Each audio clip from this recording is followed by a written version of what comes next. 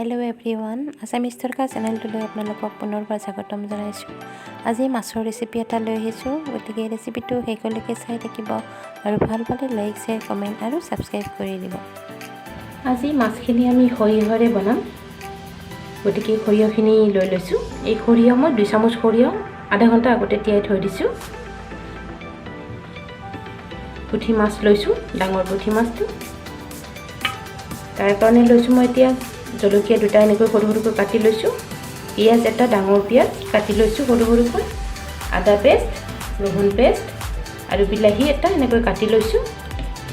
এতিয়া আহিছোঁ শুকান মছলা।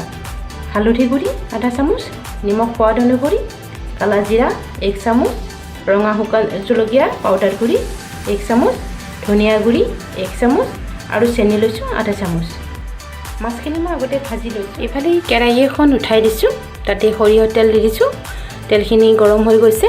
এতিয়া দিছোঁ কলা জিৰাখিনি, দি দিছোঁ ৰহুন পেষ্ট, আদাৰ পেষ্ট, পিঁয়াজখিনি দি দিছোঁ, জলকীয়াখিনি দি দিছোঁ। এইখিনি ভাজি লৈছোঁ 2 মিনিট। এতিয়া আমি বিলাহীখিনি আৰু সৰিয়হখিনি পিচি ল'ম। মিক্সি জাৰ এটা লৈ লৈছোঁ, তাতে সৰিয়হখিনি দি দিছোঁ।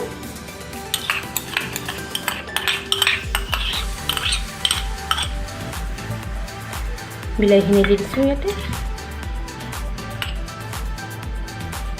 চেনিখিনি দি দিম একেলগে।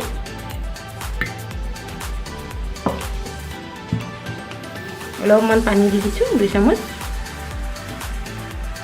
এতিয়া এইটো মিহিকৈ পেষ্ট বনাই ল'ম। এইখিনি পিচি ল'লোঁ। মছলাখিনি ভজা হৈ গ'ল, দেখিছে।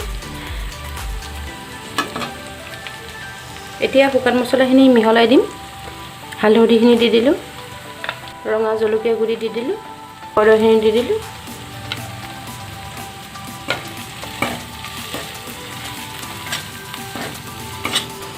এতিয়া 1 চামুচ পানী দি দিম, যাতে মছলাখিনি ভালকৈ সিজি আহে।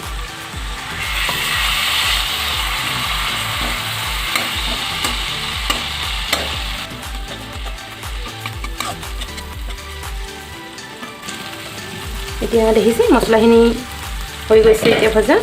এতিয়া মই পেষ্টখিনি দি দিম।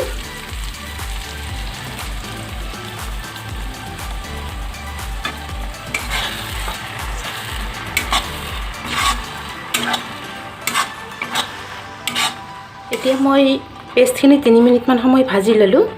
এতিয়া পানী দি দিছোঁ জোখ অনুযায়ী। গৰম পানী ব্যৱহাৰ কৰিছোঁ।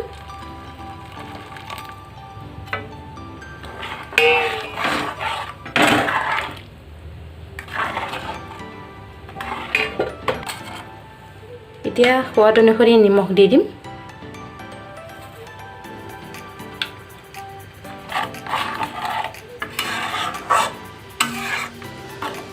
এতিয়া ঢাকন এখন বন্ধ কৰি দিম। এতিয়া ঢাকনিখন খুলি চাই লৈছোঁ।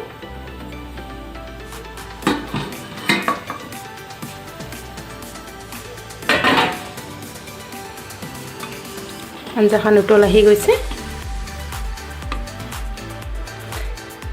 এতিয়া ভাজি লোৱা মাছখিনি দি দিছোঁ।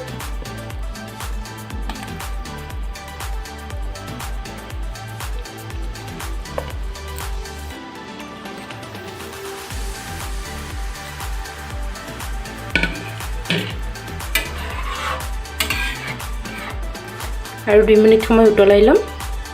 আঞ্জাখন আমাৰ হৈ গৈছে। এতিয়া শেষত দি দিছোঁ সৰিয়হ তেল 1 চামুচ আৰু কেঁচা জলকীয়া এনেকৈ ফালি লৈছোঁ, সেইখিনি দি দিছোঁ।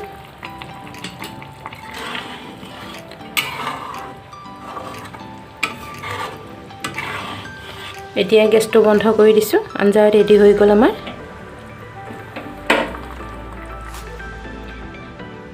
এয়া আমাৰ ফিছ কাৰী ৰেডি হৈ গ'ল। খুব টেষ্টি হয়। এনেকৈ বনাই খালে খাই চাব আপোনালোকে। এনেকৈ বনাই আগতে যদি খোৱা নাই সৰু মাছেৰে।